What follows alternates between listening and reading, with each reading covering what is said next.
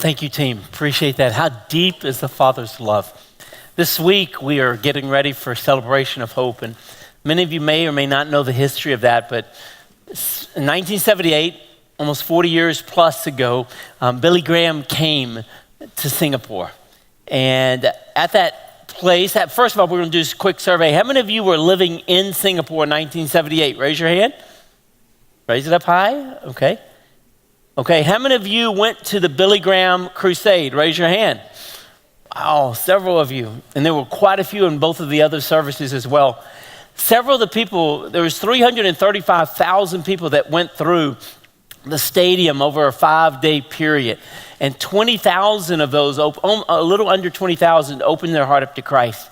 Some of those who opened up their heart to Christ were in their late teens and early 20s, who are now serving as pastors in Singapore.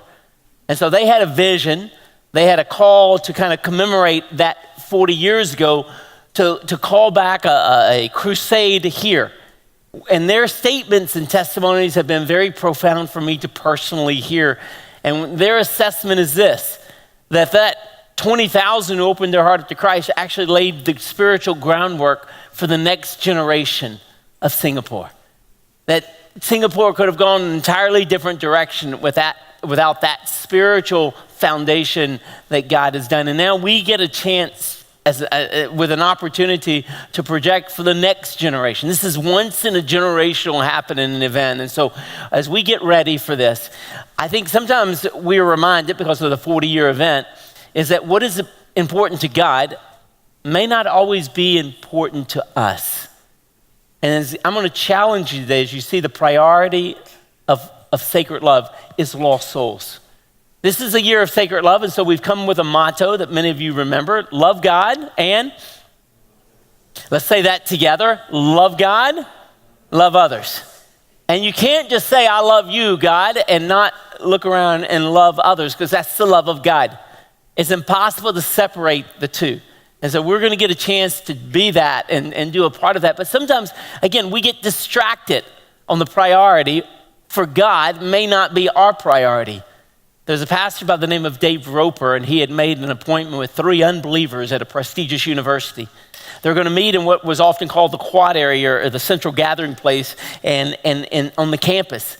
And as he arrived a bit earlier than the students, he was kind of caught by something that caught his eye, and he noticed that there was a fountain there. And that fountain had been overgrown with weeds and with vines, and people had thrown trash in it. And so it kind of caught his eye. But he wanted to kind of take a closer look at this fountain. So he kind of worked through the debris, the vines, the leaves, the trash, and he noticed something quite shocking and astonishing. That fountain was the most beautiful, ornate, sculptured work that he had ever seen in his entire life. Now remember, he's waiting for 3 pre-believers to get there, and it kind of caught him off guard. And this was his prayer. He says, God, make sure that I do not build bird baths that mean nothing to the mainstream and to the heart of God. I think sometimes we get caught in building our bird baths, building our CPFs, building our educational accomplishments and achievements, building our CV up, and we forget what is the priority of our Father. And we'll go through in John chapter 4. If you open your Bibles, I'm going to ask you to turn to John chapter 4. And we're going to see where the priority of sacred love, of Jesus Christ, is the lost soul. And that has been called to be our priority as well.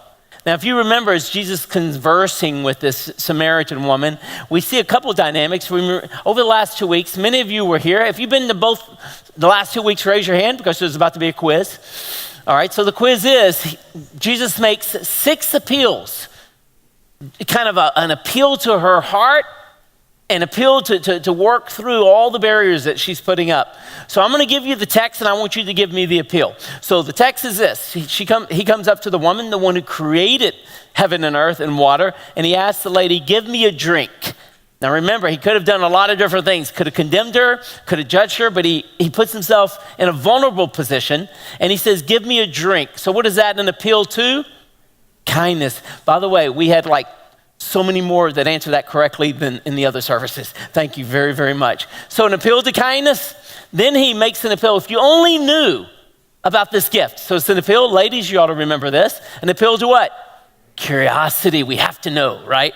Then the third, an appeal says, if you drink of this water, you'll never thirst again. No more craving. So an appeal to desire. Wow, we got a good crowd here, right? So a desire. Then last week, Jesus says to the woman, go call your husband. So an appeal to what? Personal interest, her family. Then she said, I have no husband. He said, you're right, you have no husband. You've had 5, and the one you're with now, not your husband. So it's an appeal to her conscience. And then he says, do you believe? An appeal to her will or heart. So we stop there, but I think we've been targeting, and rightly so, how Jesus sees this Samaritan woman. And we see that no matter what wall she puts up and what barrier or deflection or procrastination, he still goes after her. But I'm going to turn it around just a moment and do the flip side. How does she see Jesus? What's her perception? And are there any changes or developments in this narrative? So let's pick up the scene in verse 6 of chapter 4 when Jesus sits by the well and he's exhausted. It's midday, it's noon, it's hot.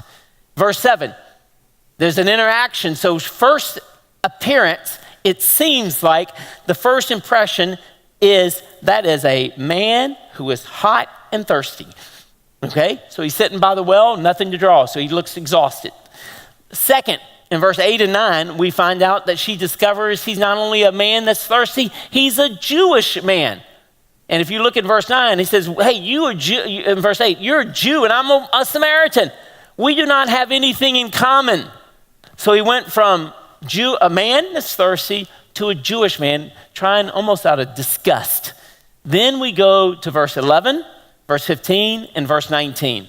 She addresses him with a title of, and look at what it says. Same word. It's 3 letters. What does it say? Verse 11, verse 15, and verse 19. Same word. Sir. So we're moving. Would you say that's progress? So you go from a man that's thirsty to a despised, despicable Jew, according to a Samaritan, and now we got to sir. Then we come to verse 19. Sir, I perceive that you are a prophet. So would you say there's advancement? Absolutely, right? Now there's something going on inside of her. She's calculating. This is an evolvement that's taking place, a development. So we go from man, Jew, sir, prophet. Then we look in verse 29. She makes her way back to the village. She said, come see a man who told me all things that I've done. This is not and what's the title? Christ. So in this narrative, would you say her perception has changed? Absolutely. My prayer is over the last 3 weeks, your perception of Jesus has changed as well. That God has called you to see him not just as a man or a Jew, not as sir as a title of respect or even a prophet, but he's the Christ, the anointed one. So things have changed. But as we pick up this conversation between Jesus and Samaritan, it comes to a close in verse 26. We're going to see now this conversation. How did the disciples perceive this conversation? So we pick up in verse 27. And there's one key word that I want you to pay attention to, and it's the verb. It says, at this point, his disciples came and they were, and what's the text in your Bible say? What was their reaction? They came to them and they were what? Amazed. And why were they amazed? That he had been speaking with a woman. And yet no one said to the woman, what do you seek? And they don't say to Jesus, why do you speak with her? So there's almost a silent war that's raging inside of them, and they don't know what to do. So I think sometimes 21st century Christians, we look at this text and we don't understand the impact of that word amazed, shocked, taken back, taken the breath away, totally off guard, unexpected, quite surprising, not anything that was on their radar at all. Why would it use that word? Well, we've mentioned before the Jewish perspective of women. Let me remind you from another source. A rabbinical source, oral tradition is called the Mishnah. This is what they say about how Jews perceive women. He said, and by the way, ladies, if you're here and you're struggling with low self-esteem, this is not going to help you at all. All right, so this is what the Mishnah says. He that talks much with womankind brings evil upon himself. So if you're a Jewish man and you're talking to a woman, you bring evil upon yourself. And if you're talking to a woman and you're bringing evil upon yourself, you also neglect the study of the law, and at last you will inherit Gehenna. Now that's the Jewish word for hell. How many of you ladies feel your self-esteem coming up a little bit? It's this horrible perception of women, right? Well, not only do they have that perception of women, they also move it up a notch whenever you talk to a woman about theology, about biblical doctrine, about the scriptures. Look what the Mishnah says here.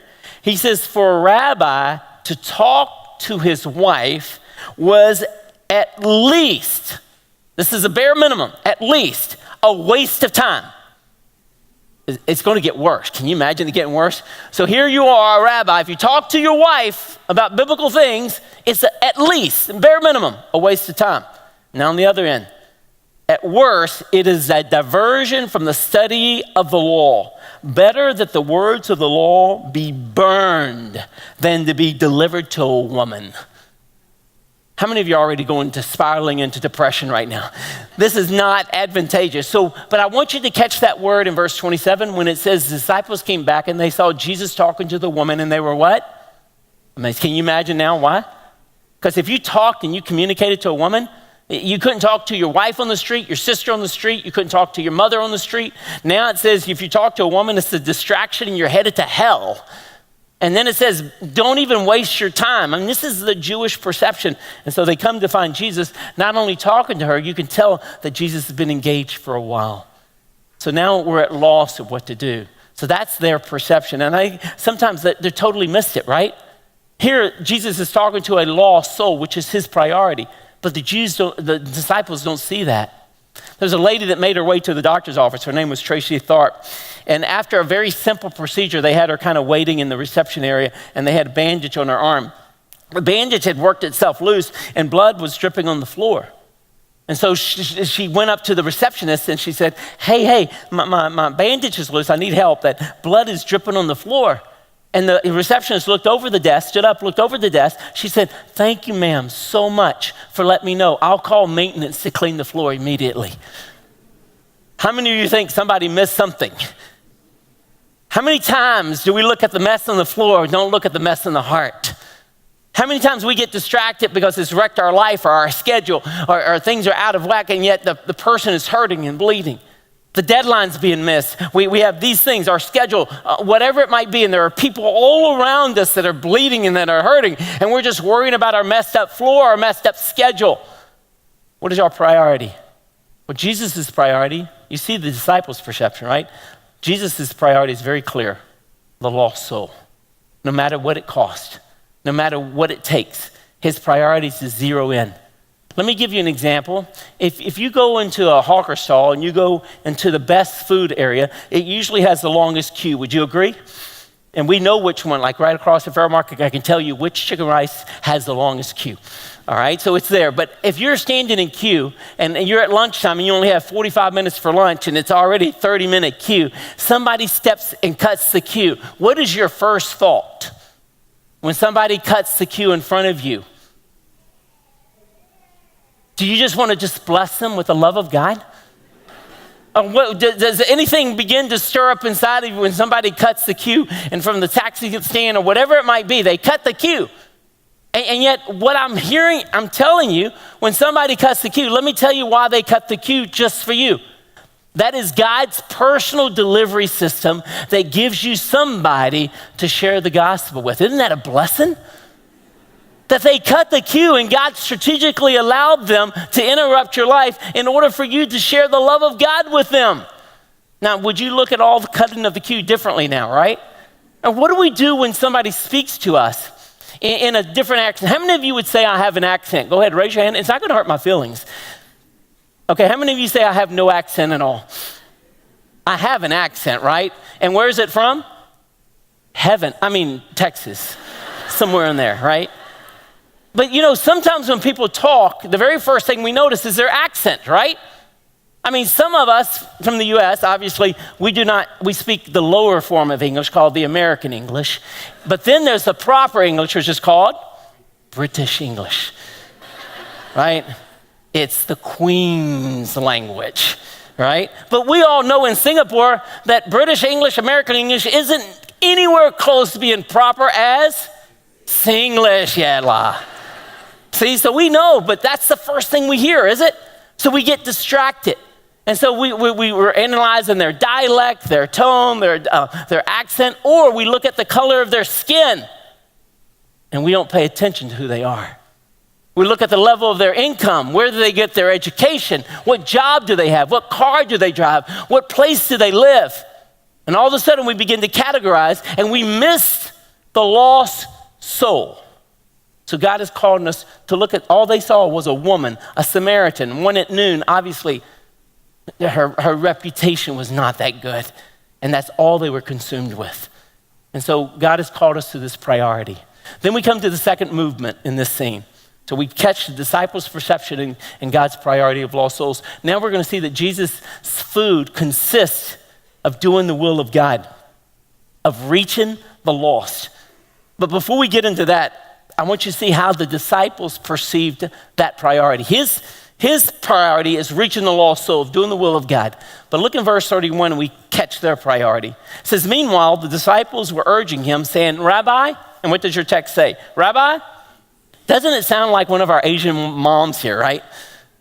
Just about 2 weeks ago, we had celebrated the 35th anniversary for our Filipino ministry. How many of you were there? Raise your hand if you were at the Filipino ministry. So there are 250 people there, and they had about 25 tables set up. And so I went from table to greet, because I don't get a chance to always interact with everybody, so this was my chance.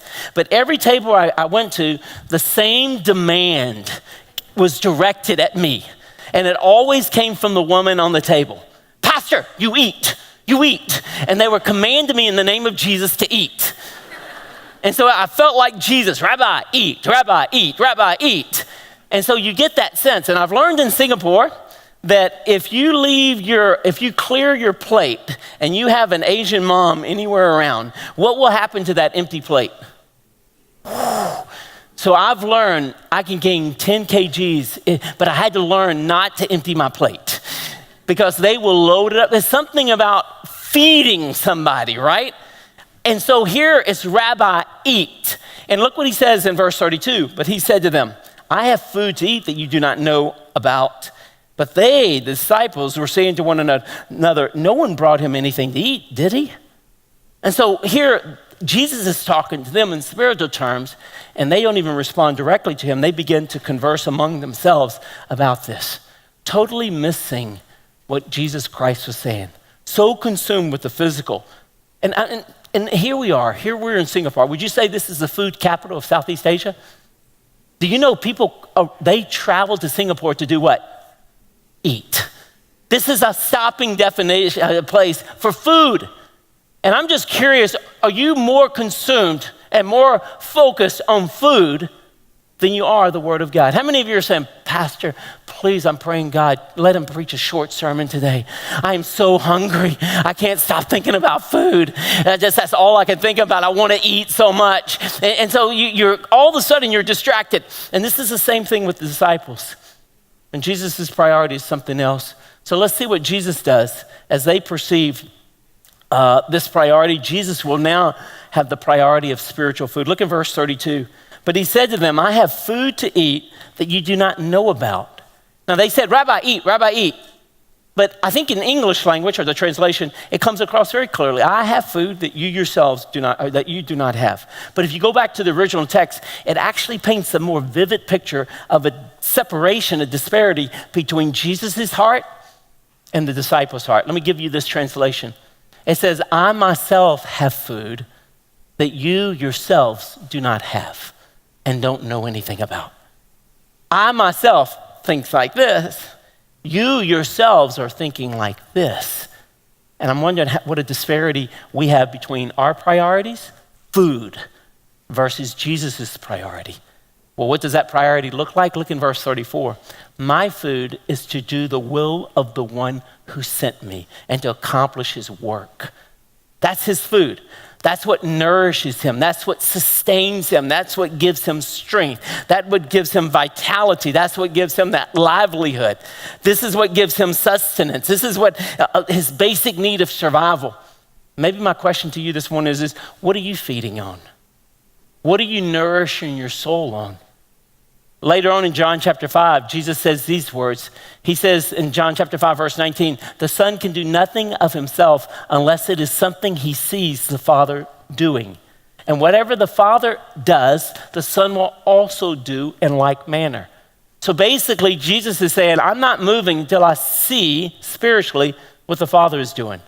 John chapter 5, verse 30, it says, I do nothing on my own initiative. As the Father speaks, then I will make a decision. So again, you get the visual and the acoustics. Jesus is not moving. He doesn't do anything without first seeing the Father doing it. Second, he doesn't respond until he hears the Father saying it. And now in verse 4, chapter 4, he said, I don't eat anything unless it is to do the will of the Father. And then we come in John chapter 19, same gospel, when Jesus says, it is finished. What an epitaph, right? At the end of your life, can you say, I've done everything that the Father has told me to do? Now let's compress it a little bit better. At the end of each day, can you say this? I've done what the Father has told me to do today. This is what our food is. This is what sustains us. Have you done everything that your Father has done? Here the disciples are getting distracted. They're getting consumed with the physical element. And Jesus is calling them to a spiritual reality, to a spiritual truth, to a spiritual hunger. What drives you? What gets you up in the morning? What keeps you up late at night? What do you yearn for? Do you yearn for entertainment, the next holiday, the next raise, the next promotion, the next degree? What do you yearn for? There's a little town called Epworth, England. And in this particular town, several hundred years ago, there was a fire of a home that was two-story home. And what was tragic was on the second floor of that fire, there's a little 5-year-old boy that was caught up there. And he couldn't find his way out, and he was screaming for help. And the people of the town were able to get a ladder and able to snatch him and deliver him to safety. And his name, many of you know, John Wesley, the founder of the Methodist Church. So John Wesley, at the age of 5, was rescued from a blazing furnace, but that same John Wesley his heart became ablaze, burning passion to win people to Christ. In fact, John Wesley began to preach something that the Anglican Church was not that familiar with. The Anglican Church were basically saying you can be born into Christianity just as long as your family covers you. And John Wesley was saying, no, you need a personal relationship with Jesus Christ. You need faith in your own expression of faith in Jesus Christ. In fact, the Anglican Church, the state church, actually prohibited him from preaching in their pulpits. They closed the door from him in the services because of a doctrine that went against their tradition. And then he made this famous statement that many of you know, the world is my parish. So he began to speak outside of the church. He would go into the fields of England. He would go into the marketplaces. He would go into, ready for this, the graveyards. That's a very lively audience, right? He went into the graveyards to preach. He would not only go to England, but he would go to Ireland, Scotland, ultimately to America. At his funeral, his sister spoke these words. His sister says, my brother John Wesley ran out of breath winning souls to Jesus Christ. I'm wondering if that's our passion. Is our passion the same passion of our Lord Jesus Christ? When the disciples are thinking food, distraction, they're thinking of everything else. Are we thinking what Jesus is thinking? Many of you recognize the name of John Knox. He stood up to the Queen of Scots, Bloody Mary. And when he got very, very old, he was losing. He was very feeble. He couldn't stand barely. In fact, when he got to the pulpit, he had to hold himself up and brace himself. And when he would begin to speak of the word, his voice started out very weak, very feeble. But as the word began to flow through him, they said he would begin to speak with such power like a trumpet's call. And that observers would be so fearful that he would actually crush the pulpit into splinters. I want to die like that. On my last breath, you're pulling me in a wheelchair and just give me the word and let that word energize. What is your food? What are you craving for? What gives you strength? What sustains you? God is calling us, my food is due to the will of the one who sent me. Then we come to the final movement in verses 35 through 38, when Jesus commands the disciples to gather the harvest, to bring in the harvest. So we pick up in verse 35, and this will be the disciples' perception of the harvest. Jesus will have one perception, the disciples will have another. You'll see all the way through this narrative, it will be disciples think food, physical food is the most important. Jesus is saying spiritual food is the most important.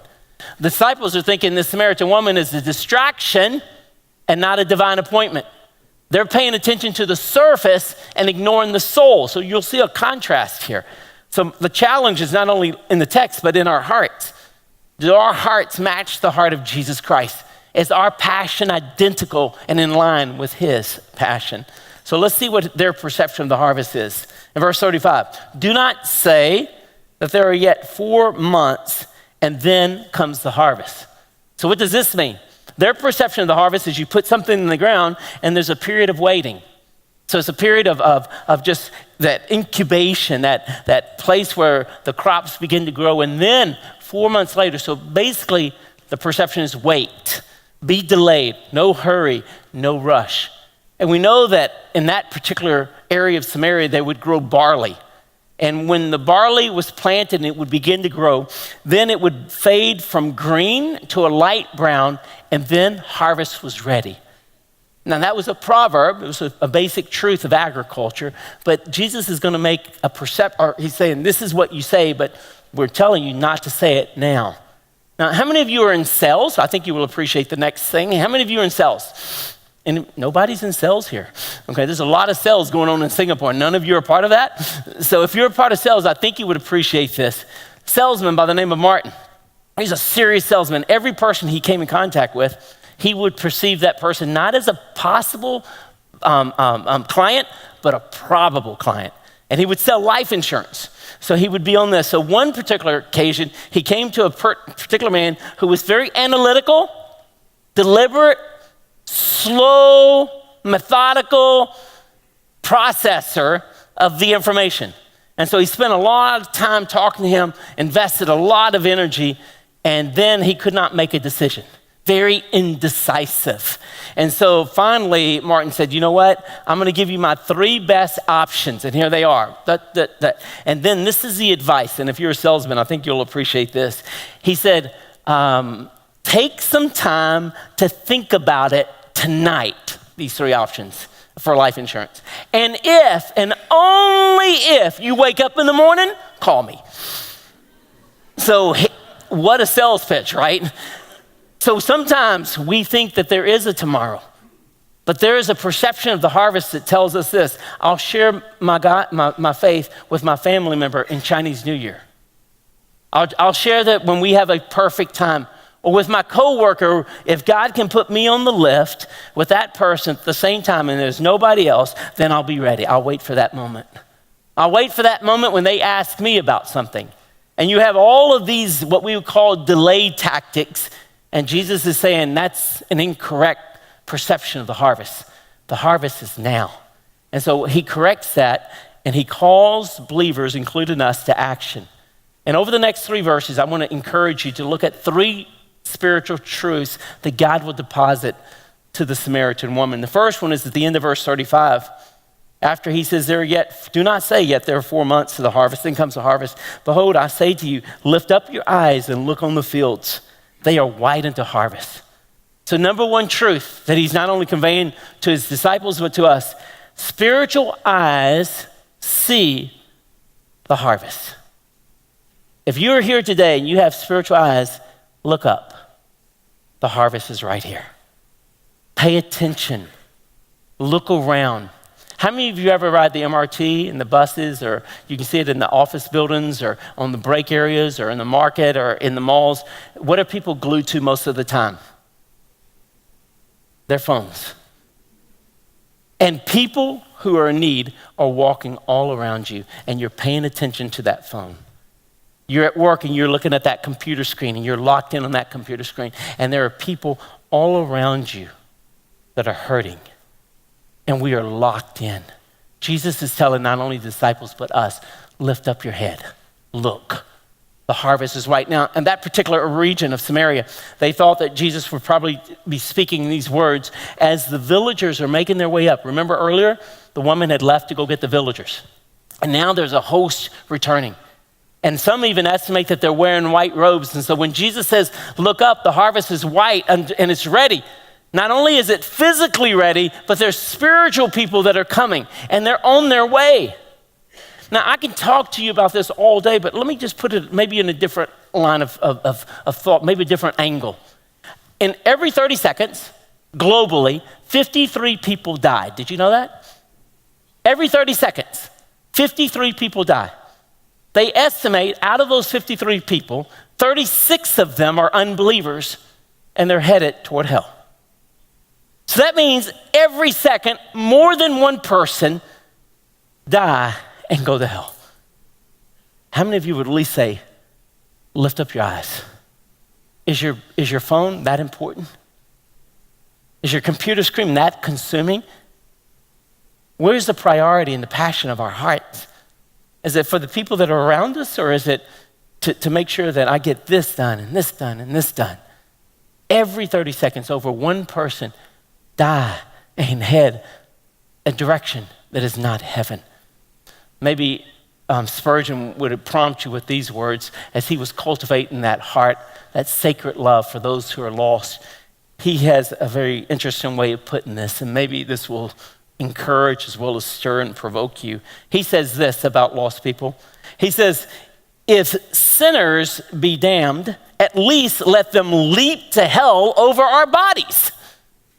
So if they're jumping to hell, let them at least jump over you. The second way, he says, let them perish with our arms around their knees. And then he closes, and at least he says, let no one go there unwarned and unprayed for. I'm wondering how casually we walk through life and through this week. And God is asking us to be the barrier, the word of hope and light. C.T. Studd, many of you recognize the name of a famous missionary of a previous generation. He says, some want to hear and live within the sound of a chapel bell. I want to set a rescue shop up a yard from hell. Where are you stationed now? Where does your eyes see? God says spiritual eyes see the harvest.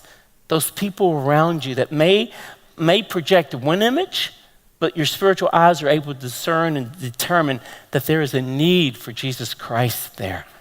Then we come to the second truth that's found in verse 36. He says, already he who reaps is receiving wages and is gathering fruit for life eternal, so that he who sows and he who reaps may rejoice together.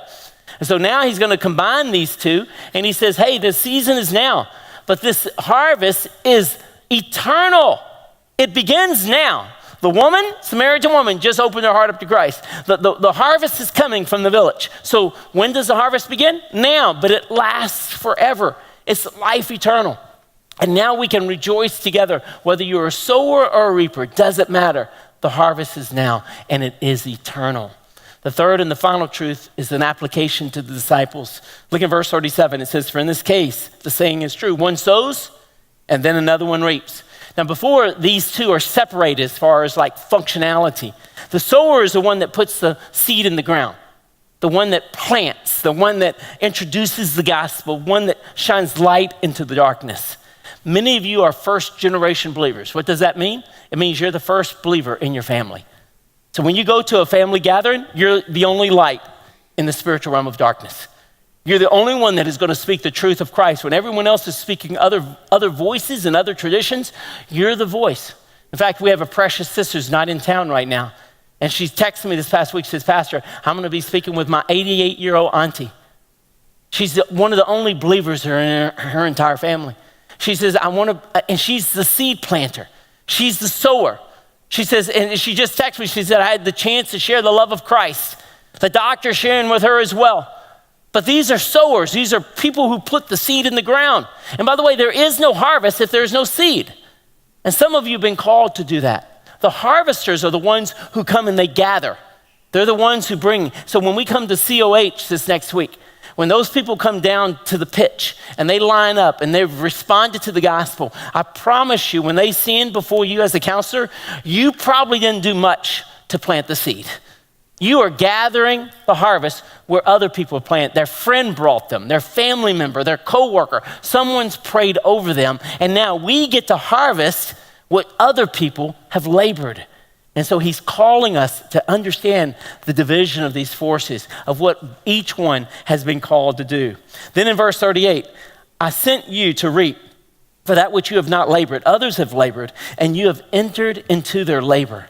So every time I lead somebody to Christ, very rarely when they respond, have I been the only one that has talked to them. Very rarely. I've entered into their labor. Specifically, the disciples had nothing to do with the Samaritan woman. Jesus is the one who planted, who sowed. Now when the harvest comes in and the Samaritan villagers are on their way, they're going to be able to participate and enjoy the spiritual harvest for that day. Unbelievable opportunity. But God says it starts with you. Everyone here has a role. Let me make a statement, and let me just ask if you agree or disagree. Would you agree with this statement? Every single believer here can win at least one person to the Lord. Would you agree or disagree with that? You want me to rephrase that question? Does everyone here, just one, if you're a believer, can you win at least one person to Christ before you die? Is it possible? Well, there was a pastor in Boston that made that claim. And he says, every Christian can win one. After the service had been dismissed, an elderly lady stayed back and said, Pastor, I never disagree with you. You preach the word. I understand that. I learned so much. But I think what you said today is a bit unfair. What do you mean? When you said every single Christian can win somebody to the Lord, I kind of took offense at that.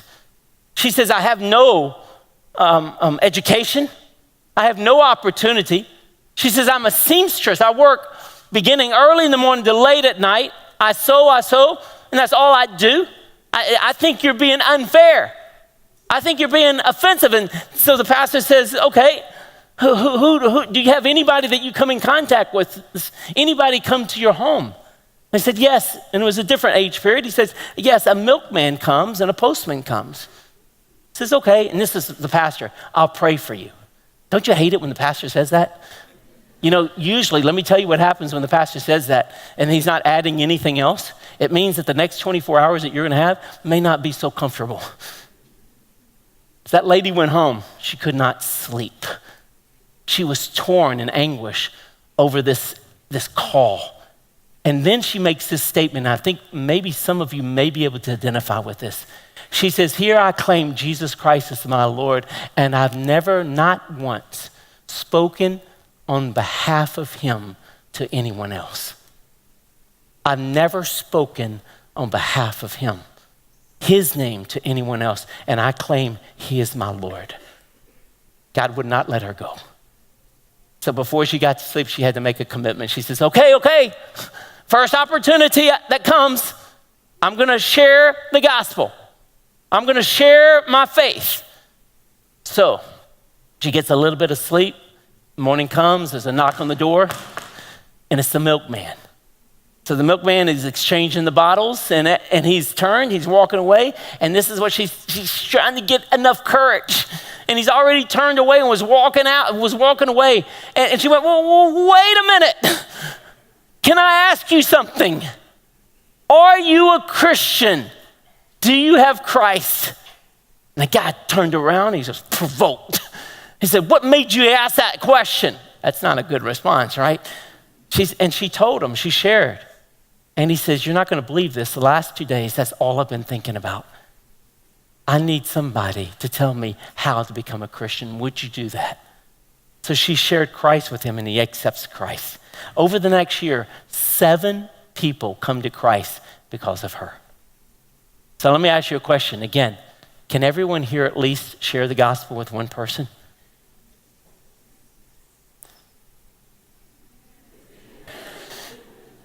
Now, some of you may be so excited, right? Because I'm going to challenge each one of you with these three simple things. One is, look for one with your spiritual eyes. There's 5.7 million people here in Singapore. Is it possible to see one? This is not a rhetorical question. Is it possible to see one? One, that's all. Look for one. We're not asking for two. We're not asking for 10. Look for one. One person that might need Jesus Christ. Look. Second, pray for one. So if you find one, look for them, then you can pray, right? Does that sound hard? IBC, does that sound hard? Look for one, pray for one. And this is when it gets a little bit more challenging. Speak to one. Speak to one. What a contrast we've seen in this whole narrative, right? We see where the disciples are so consumed about lunch. Rabbi, eat, rabbi, eat, rabbi, eat, rabbi, eat. When Jesus is more concerned and consumed with spiritual food than physical food. They see the Samaritan woman as a distraction. Jesus sees her as a divine appointment. They see only the surface. He sees the soul. And now he's calling us to his heart. He's calling us to look for one. Look for one person that needs Jesus Christ. Pray for one person that needs Jesus Christ. Speak to one person. This weekend, we're going to have a chance to be the counselors as IBC and so many other, not only the Baptists, but a lot of them are Baptists, but we're going to have 1,500, 2,000 counselors that are going to be available to share the gospel for those who respond.